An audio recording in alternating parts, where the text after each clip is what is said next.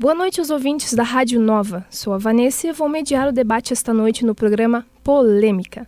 Aqui, todos os assuntos que estão dando o que falar serão discutidos. Hoje o nosso tema será sobre o casamento gay. Em 5 de maio de 2011, o Supremo Tribunal Federal reconheceu a família homoafetiva, com a aprovação dos 10 ministros escalados para o julgamento, conferindo aos casais homossexuais o direito à união estável. Antes, a união era um direito apenas do homem e da mulher. Mas com o passar do tempo, os casais homossexuais têm conseguido o direito à integração social, refutando todas as formas de preconceito. E para debatermos, trouxemos Haroldo de Souza, presbítero palestrante e professor da Escola Bíblica Dominical da Igreja Assembleia de Deus de Santo Ângelo e graduando o último semestre de curso de Direito da URI, que é contra o casamento gay. E também está conosco o Everley Martins, o primeiro vereador gay eleito na região. No Legislativo de Cruz Alta, é o atual presidente da Comissão Permanente dos Direitos Humanos e coordenador estadual do segmento LGBT, lésbicas, gays, bissexuais e travestis, que é a favor do casamento. Boa noite, Everley. Boa noite, Vanessa. Boa noite, Haroldo. Boa noite. Bom, o debate será de 1 minuto para cada participante responder sua pergunta. E 30 segundos antes do término do tempo, haverá um sinal para que o participante possa finalizar a sua fala. Nossas perguntas foram feitas pela nossa equipe e o sorteio realizado antes do programa começar. E a primeira pergunta vai para o vereador Everley. Quais são os direitos já adquiridos pelos homossexuais aqui no Brasil? Bom, Vanessa, a gente vem numa série de conquistas, mas ainda há muito a ser conquistado, né? Como tu já colocastes, né, a questão do reconhecimento da união estável, né, para casamento civil a partir do Supremo Tribunal Federal é uma conquista muito importante que passa a dar os direitos à pensão, à herança, né, a questão da pensão pós-morte, a dependência nos planos de saúde, né? São várias conquistas de direitos civis importantes que os casais heterossexuais tinham segundo a nossa Constituição, que agora passam a ser também de direito também dos casais homossexuais a partir da decisão do Supremo Tribunal Federal, né? Temos outras conquistas relacionadas à questão no Sistema Único de Saúde, a cirurgia para a readequação do sexo que as transexuais fazem após os 24 anos, depois de acompanhamento psicológico, né? Temos o direito à adoção, recorrendo à justiça também, mas temos esse direito. O direito ao nome social também, né? Então são diversas conquistas, mas ainda há muito a ser conquistado, como a homofobia ser tipificada como crime e também diversas outras questões voltadas à questão do preconceito. Ok, obrigada. Haroldo, por que a união homossexual é condenada pela Bíblia? Boa noite. Em primeiro lugar, até gostaria de esclarecer que essa questão do ser contra o casamento gay, né, como foi dito no início, acredito que vai ficar um pouco mais esclarecida com o continuar da nossa fala aqui. E gostaria de deixar claro assim, que a Bíblia não condena ninguém. Eu acho até que colocar a Bíblia nesse debate é um pouco difícil, porque na verdade a Bíblia ela é uma regra de fé para nós que aceitamos crer nela, né? E esse debate ele é um debate, como ele disse aqui, de conquistas, né, de direitos que eles vêm tendo. E eu, como estudante do direito, sei que a regra maior do direito para nós é a Constituição, né? Outra lei que contradizer a isso, a gente refuta. Do mesmo modo, para nós que cremos na Bíblia, ela é a nossa regra maior, que se colocando, inclusive, acima da Constituição. E ela, então, acredita assim, que a Bíblia ela não condena, ela existe para mostrar um caminho, que no nosso entendimento o caminho é Jesus. A Bíblia desde Gênesis aponta para Jesus. Aqueles que quiserem escapar, né, daquelas condenações que a Bíblia aponta, né, mas é uma condenação no sentido de orientar um novo caminho para a pessoa. Ok, obrigada. Bom, Everley, atualmente há dados sobre a quantidade de casais homossexuais no país? Bom, segundo o IBGE de 2010, Vanessa, são 60.002 casais, né? Mas o próprio IBGE ele diz que esse pode ser considerado uma subnotificação, né? Porque com todo o contexto, né, em que de dificuldade de aceitação, de dificuldade de muitos de se assumirem, né, de dificuldade de se fazer, né, esse levantamento maior, com certeza ele é um número ainda que está por baixo, né, mas considerando, né, outras pesquisas, pode-se garantir que de 3 a 10% nesse intervalo da população é homossexual, né. Ok. Haroldo, a legalização do casamento gay vai destruir a família? Não. A legalização do casamento gay ela só é a formalização de uma situação que já existe, sempre existiu na sociedade. Então, acho que a formalização do casamento ela não atinge a família. O que a gente até luta, se contrapõe a algumas ideias do movimento LGBT, é a questão, por exemplo, daquilo que eles têm tentado trazer para descaracterizar a família, como uma lei que está praticamente aprovada agora, foi aprovada acho que na Câmara, né? Que proíbe, que retira dos documentos públicos o termo pai e mãe e que proíbe nas instituições públicas e escolas, por exemplo, a comemoração do Dia dos Pais e das Mães. Isso aí já são interferências, né, que tentam impor assim, à sociedade uma coisa que parece não ser realmente o alvo daquilo que eles precisam, né, que são os seus direitos, como ele bem frisou aqui, direitos sociais, de dependência em planos de saúde e tudo mais, né, que vem conquistando. E algumas coisas, eu acho que falta no Brasil educação para tudo. Eu acho que o homossexual ele é discriminado como são as crianças e como são os velhos e outras pessoas, negros, enfim. Ok. Bom, Everley, eleito o primeiro vereador gay e presidente da Comissão Permanente de Direitos Humanos em Cruz Alta, o que tu tens proporcionado ao público LGBT na sua cidade? Bom, a gente, como tu colocaste, a questão dos direitos humanos é a pauta maior, né? Não só a questão voltada para a comunidade LGBT. A gente busca, através mais do movimento social mesmo, estar discutindo as questões voltadas ao preconceito e à discriminação, né?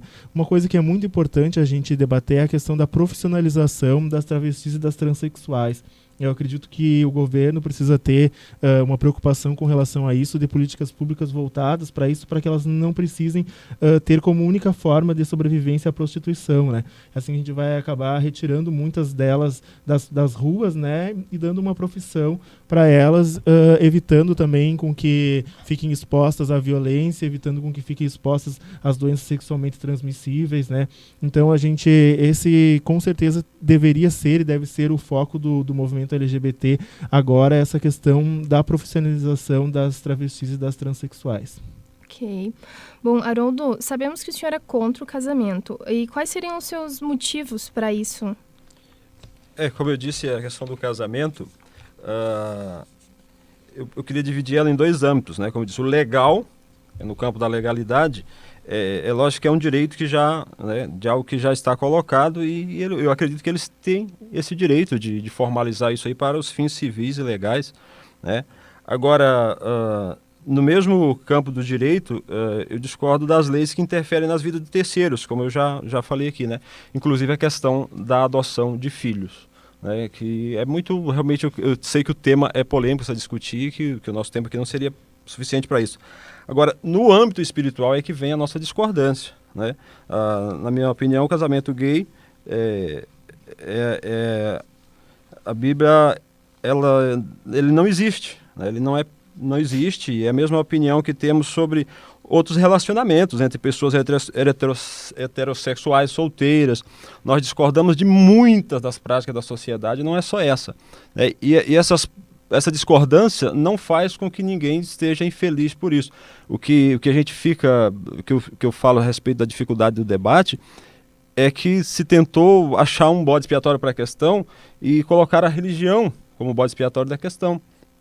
Dizer que eles são infelizes por causa da doutrina cristã que discorda deles. Mas nós discordamos de praticamente todos os comportamentos da sociedade e ninguém se sente, acho que infeliz por causa disso, né? Então, E nesse sentido que eu falo, eu sou contrário na minha convicção espiritual, mas em questão de leis, acredito que não há o que. Ok. Para você que ligou o rádio nesse momento, estamos aqui com o presbítero Haroldo e o vereador Everley no debate sobre o casamento gay. Em continuação, iremos fazer a pergunta para o Everley. Casais homossexuais podem adotar? E como seria o ensinamento dessas crianças? Eu gostaria de complementar o que colocou o nosso presbítero com relação ao que diz a Bíblia, né? Com certeza a Bíblia ela é a palavra de Deus, mas a gente nunca pode esquecer que ela foi escrita pelo homem e ela teve um tempo histórico em que ela foi escrita e uma interpretação histórica também daquele tempo, né? A gente também não pode levar hoje em dia a Bíblia ao pé da letra, porque nós vivemos há séculos de diferença numa outra sociedade e com uma língua completamente diferente daquela em que ela foi escrita, né, por homens interpretando o que teria dito Deus, né? Então a gente tem que deixar isso bem claro. E sobre o que tu colocaste da questão da adoção, eu acho que a adoção ela não interfere em nada na educação da criança, né? Porque assim como eu fui criado por um casal heterossexual, né, e sou homossexual, tenho a minha educação, a minha formação, então acredito que uma criança ela também possa ser educada da mesma forma por um casal homossexual, vir a ser um heterossexual, ter os seus valores familiares, os seus valores de sociedade da mesma forma, né?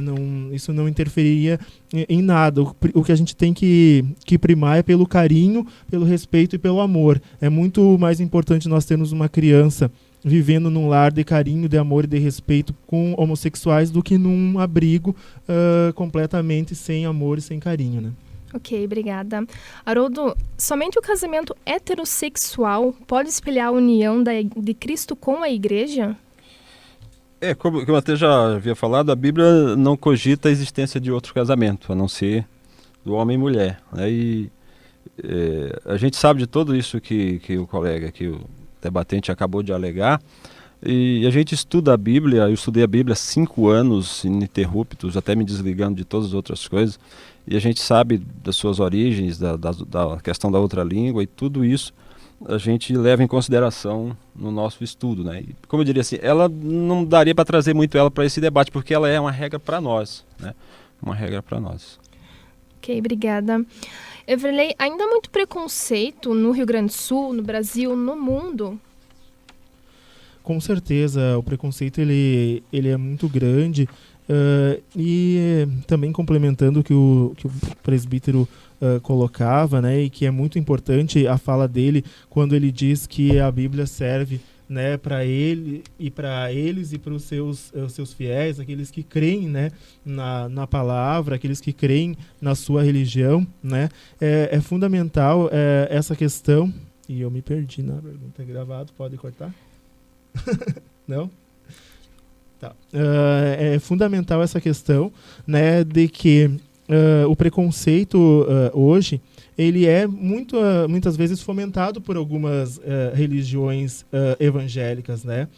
Eu não digo que sejam todos, né? Nós homossexuais, nós do movimento LGBT, não podemos dizer os evangélicos discriminam, os evangélicos disseminam o preconceito. Não. Alguns fundamentalistas religiosos, né, muitas vezes no intuito de querer aparecer para a sociedade, né, utilizam-se de algumas palavras da Bíblia para condenar os homossexuais e para isso ganhar visibilidade na mídia. Muitas vezes essa nem é a visão dos evangélicos e das pessoas que creem e que seguem a palavra de Deus, né? Porque eu tenho certeza que a maioria dos evangélicos e dos cristãos creem num Deus que acolhe, num Deus que traz, que conclama para o amor e para a união, né? E não um Deus que aponta os defeitos da pessoa, um Deus que condena, né? Então eu acredito que são alguns fundamentalistas que se baseiam nisso para disseminar o preconceito. Ok, muito obrigada pela presença de vocês aqui no programa. Obrigada, Haroldo.